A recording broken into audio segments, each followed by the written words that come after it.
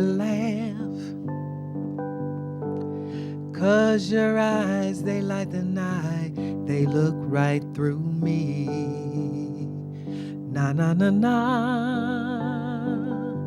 you bashful boy, you're hiding something sweet, please give it to me, yeah, to me. Talk to me some more, you don't have to go. You're a poetry man, you make things all rhyme.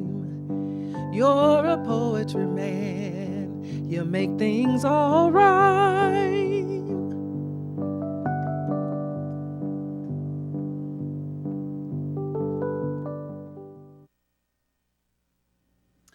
Hello, ladies and gentlemen. My name is Troy L., and I'm the guest host of Spending a Little Time with Poetry. Today, your host, Bozana Belakosa, is showcasing the sensational Jack G. Bowman. Jack is a licensed psychotherapist, author, poet of 10 poetry books, composer, artist, and performer in California. This amazingly gifted man's poems have been widely published in small presses across the United States, the United Kingdom, India, Mexico, and on the World Wide Web since 1991. He has written reviews for Poetics and Poetic Diversity, and he was a member of the poetry groups Third Person Singular, Duo Tribe, and Furniture Guild Poets. Folks, I am honored to present to you this wonderful talent. So sit back, relax, and enjoy this poetry. I thank you.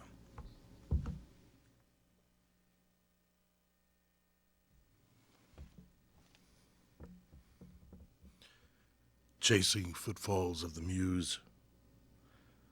Sluggish art form, hazy translucence, shadows, silhouettes, shuffling sounds. The man moves through a long loft, old white curtains, sheets, smell, sun air dried, fresh. Whispers beckon him to follow. He pulls, drags himself, sore and sharp, side hurt, more with each step. Part of him stains the floor as he moves, slips, arms outstretch. Soft laughter. She is just ahead. 2, 3 more turns, a glimpse, and out a door near the end.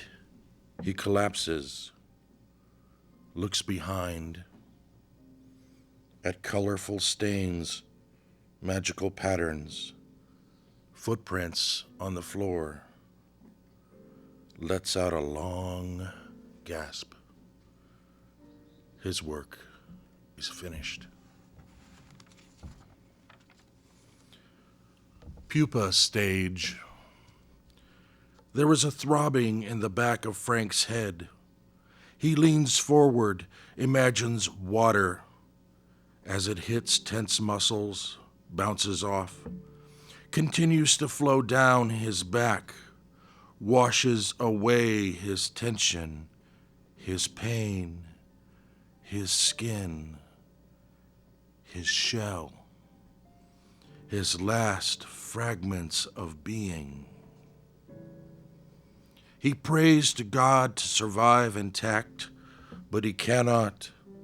He must adapt and evolve into something else. Frank hopes that something he recognizes remains, and that the new man that emerges is someone he can live with.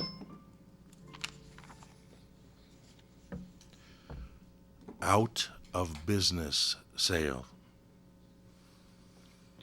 He hangs on to consciousness by a thread. Leans forward in the chair, near the edge, balance shifting. His mind is elsewhere. Awake. Celebration before the curtain falls. He dons an Aerosmith t-shirt, Pay As You Leave, watches mediocre cover bands play his favorites. As he passes out through doors of electronic glass. 3 follow him, sing the backup parts until he stops and turns. They beckon him back inside, and they back away. The blonde one speaks. He cannot hear. Is jerked back, awakened by the cat, who lets him know he is late for work.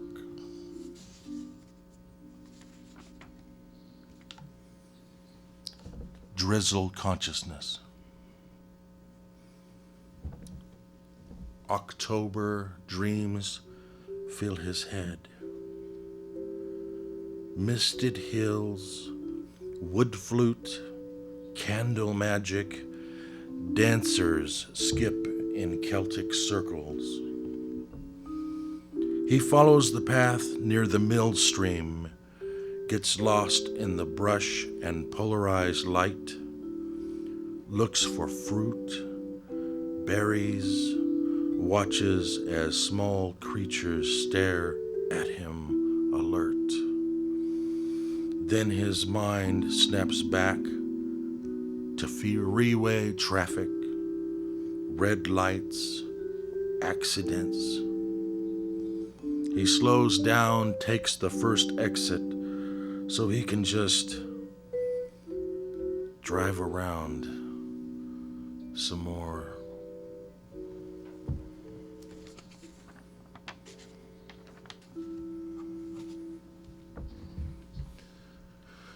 The speed of darkness.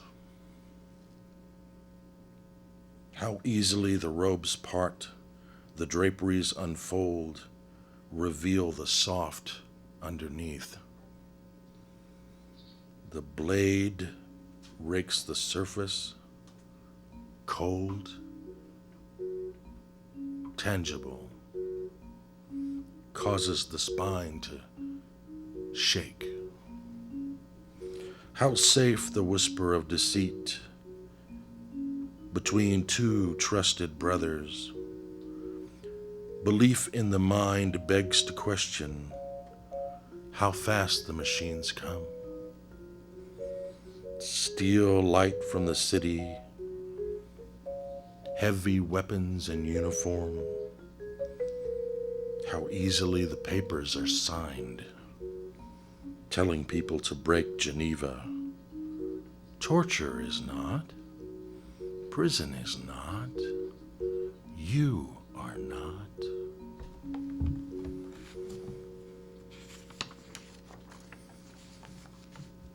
Unusual phenomenon.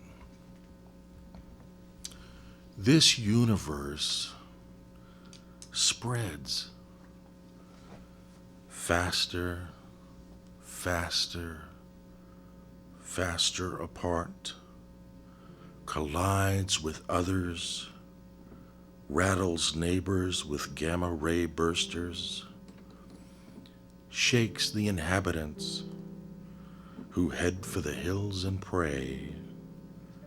They know the end is coming. Not eons away, but Tuesday, this Tuesday after lunch. There are levels of consciousness, floors of reality, elevators that pass between. A shaft which resembles a series of lighted mirrors that stare back into infinity. The image as sight smaller and smaller until atomic in size, scope.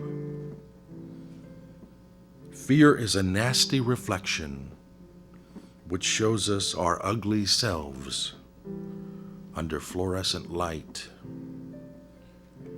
We plan an escape, out or within, convinced that this trap has a side passage, an escape hatch, a way out. Some mystery left behind by our ancestors for just such an occasion. A riddle in the ruins that we can solve and believe in. Ghosts in an afterlife of plans, schemes, and prophecy. Someone said it, so it must be true.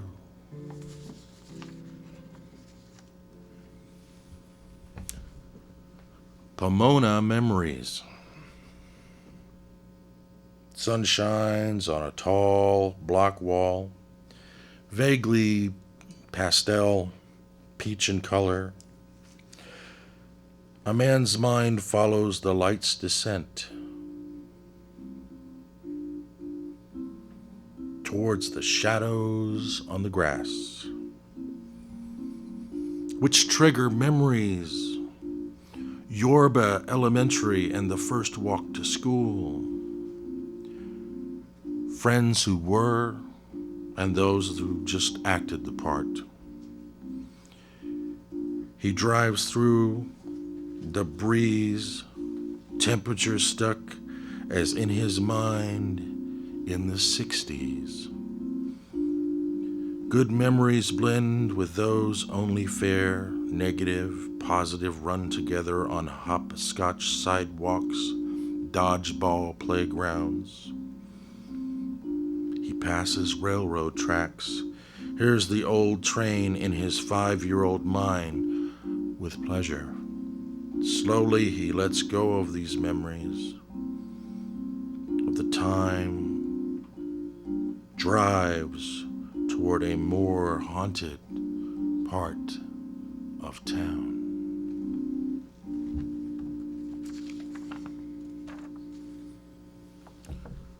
Walks with a wizard. The power within his mind stretches outward, wave after wave. Stretches to touch the warmth from each horizon. Souls whisper to him in their early morning flight. The sleepers lie still, lost in concrete views and closed mind reality. He wishes others could see what he sees, but they cling to their own threads. He continues on, picks up pieces, measures each one on a tall mountain, cold with ignorance and time. A wind blows down to strike him. He becomes ill for a while before finding his center again. Throws off the pain and begins searching on a path he's never seen before.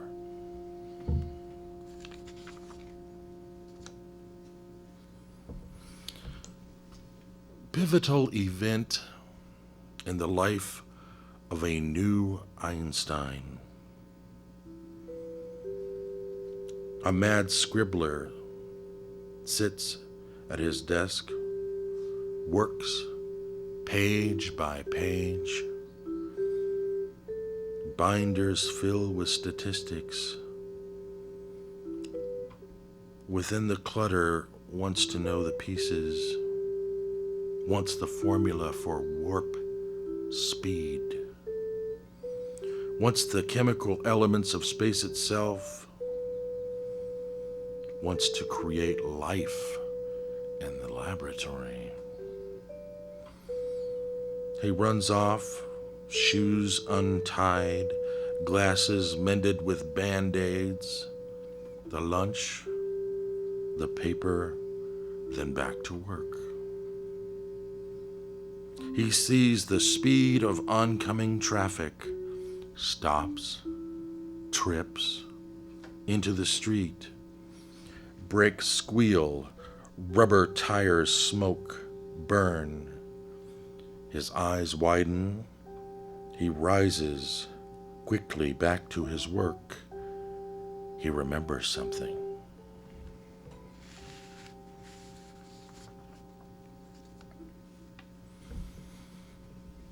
Mystical May.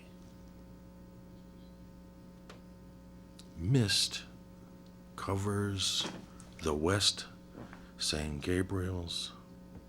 A man watches slowly as his mind slips out, becomes part of the dense whiteness. He feels Merlin's breath, magic spells, wooden flutes in the distance. The villagers dance, emerge, stomp and spin, grab and swing each other, a whirling cadence in 3/4 time. The man claps, the images change, red on metal armor, a knight's twisted beard, a deep tired fear in his eyes. Who will face the canyon beast, which has killed 40 men today? The man mounts a horse, rides down the hill. Flaming, smoking bodies on both sides of his path. A large lizard awaits at the bottom, eyes lowered, forked tongue emerges, smells the earth below, then retreats back into the fog. A man raises his sword, finds himself back in his own front yard, rake firmly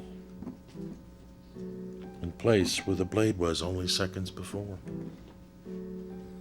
He walks back inside, shakes his head. Somewhere out there, a dragon waits for the next available night.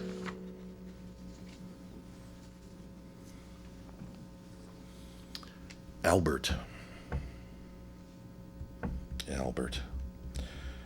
For most of his life, he darned his socks with string theories and threads of science rolled into a ball. Then he begins to answer what everyone asks. Once he rode his bike through campus, tripped over a side in the sidewalk, fell hard, according to Newton. All lofty thoughts eventually crash to earth in flames.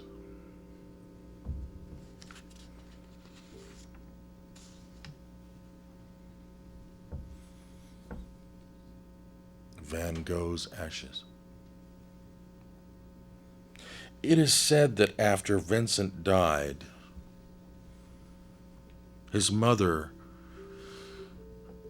burned crates of his art.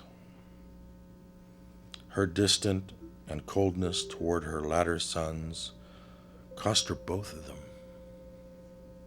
Far too early, in the absence of love, are fires of rage, the colors of passion, and never seen ashes of art.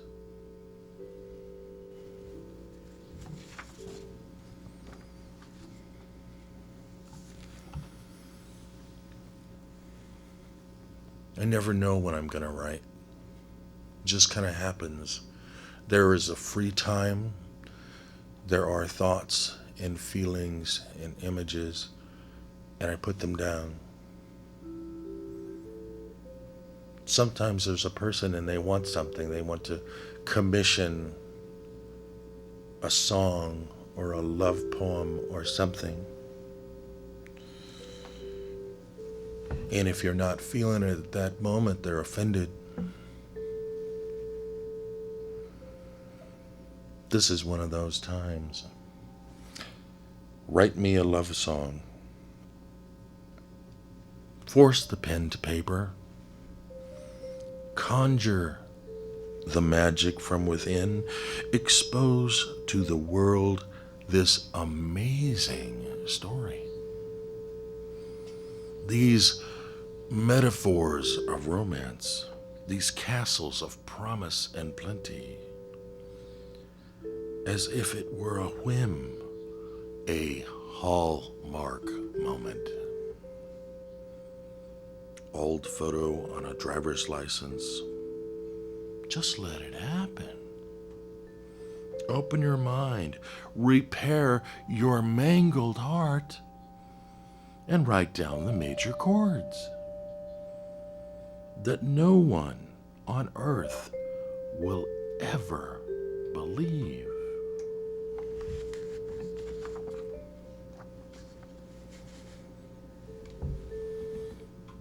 I began writing as therapy, not just as art. A catharsis, a way to get out the demons. This is called cleansing. He watches as small bits of himself drain away down the sink, across little stainless steel circles, into pipes, only to be gathered, treated, and released later into the ocean. He ages, withers, and grays. His mind struggles for life, struggles for independent thought. The environment says, conform. Restless in his sleep, he breathes through a machine so that lives happen in front of him, in his dreams, until the next day when the melee begins. The water runs, pieces fall away, memories that have forgotten him.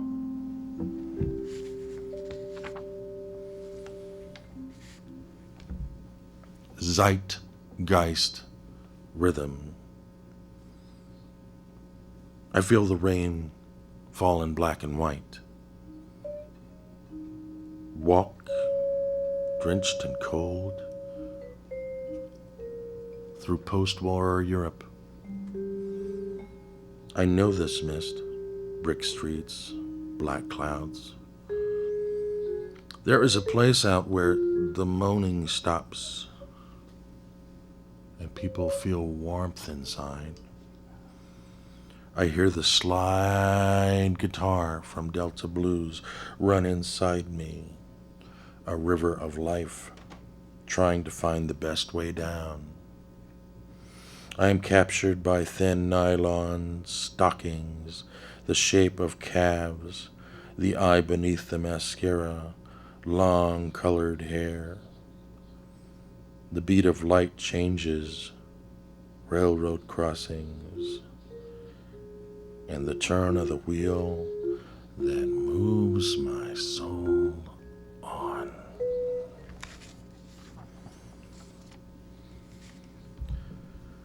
Playboy Jazz Festival. The ride cymbal sends a smooth, swooshing rhythm throughout the open air.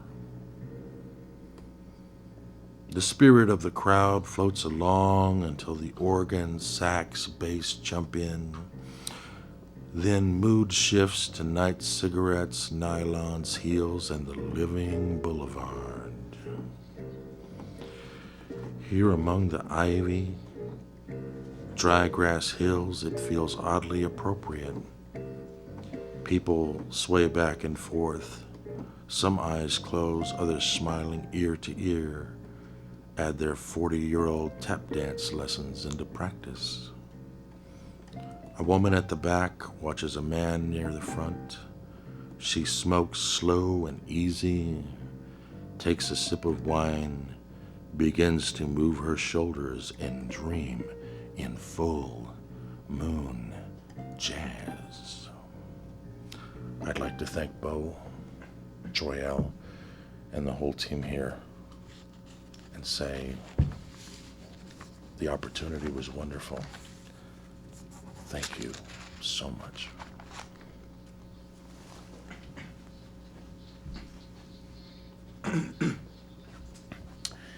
How about that?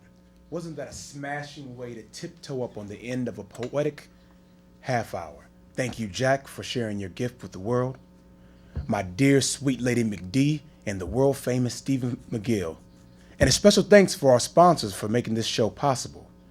We would like to personally thank Mary Lou at Roscoe's Chicken and Waffles Restaurant, Maria at Catherine's Plus Size Clothing, Rico and Rosie at Ultra Video, Moore's at Complete Auto Repair Specialist, Danny and Anna from the Big Yard Sale Thrift Store, all located in Pasadena and Altadena, California.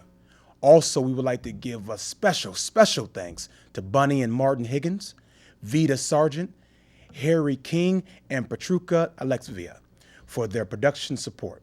We'll see you next time, and remember,